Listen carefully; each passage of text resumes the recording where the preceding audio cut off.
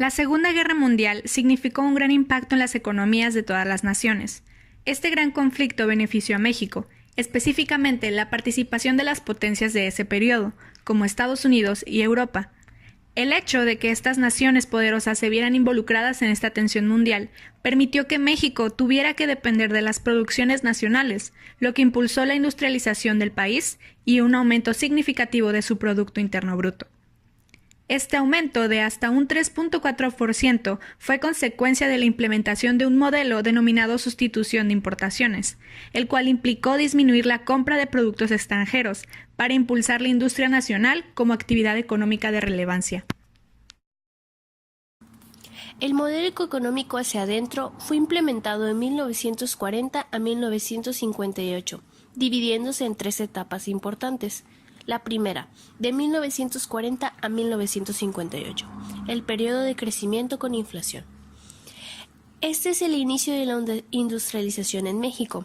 Se caracterizó por un fuerte crecimiento del PIB. La tasa anual fue de 5,77%. Los presidentes de esta época fueron Manuel Ávila Camacho, presidente de 1940 a 1946. Miguel Alemán Valdés, presidente de 1946 a 1952. Y Adolfo Ruiz Cortines, presidente de 1952 a 1958. La segunda etapa, de 1958 a 1970, fue el desarrollo estabilizador.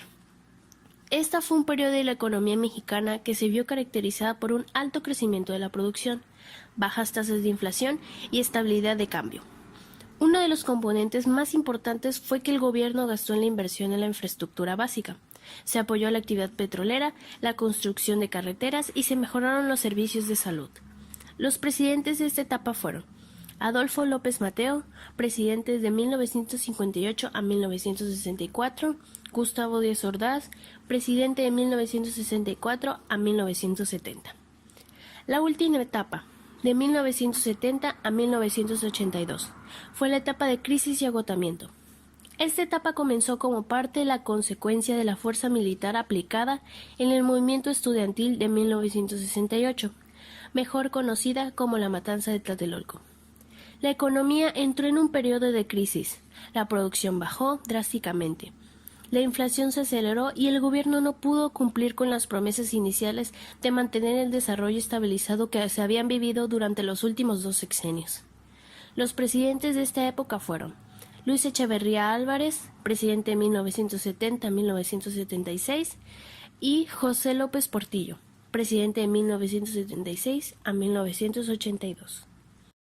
Como dice el sociólogo alemán Ulrich Beck, uno de los más importantes teóricos sobre este tema, la globalización significa los procesos en virtud de los cuales los estados nacionales soberanos se entremezclan e imbrican mediante actores transnacionales y sus respectivas probabilidades de poder, orientaciones, identidades y entramados varios. El concepto de globalización se puede describir como un proceso que crea vínculos y espacios sociales transnacionales, revaloriza culturas locales y trae a un primer plano terceras culturas. Esto quiere decir que es un proceso que afecta varios ámbitos de nuestra vida, así como la dependencia entre naciones e intercambios. Por otro lado, está el neoliberalismo, el cual la nación define como se basa en la teoría económica clásica, según la cual los mercados son los elementos más apropiados para hacer eficientes los recursos, por lo que se intenta reducir la injerencia de otras fuerzas en la economía.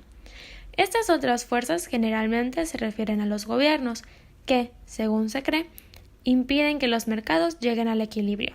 En otras palabras, no permitir que el Estado intervenga en asuntos de mercado para mejores resultados. Tratado de Libre Comercio de América del Norte, TLCAM. En diciembre del 92 se registró oficialmente la firma del TLCAM por el primer ministro de Canadá, el primer mandatario de Estados Unidos y el presidente de México, Carlos Salinas de Gortari. Este acuerdo internacional que hace partícipe a México en el marco de la apertura comercial de la globalización tuvo el siguiente proceso. En marzo del 93 se inició las discusiones en Washington con la finalidad de plantear acuerdos complementarios en los terrenos laboral y del ambiente. En septiembre del 93, firman oficial de los acuerdos multilaterales en los ámbitos laboral y ambiental en las capitales de los 3 países. En enero del 94, entra en vigor el TLCAN y de 2 acuerdos laborales y sobre el ambiente.